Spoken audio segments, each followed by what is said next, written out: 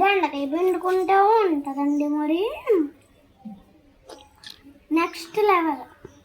Taste ఎలా ఉంది కొనాలి? అదిరిపోయింది. ఎలా చూసి చెప్పు. అదిరిపోయింది. ఎవరు ఉండరు? మా నాన్నమ్మ. ఎలా ఉందిరా వెంకట్?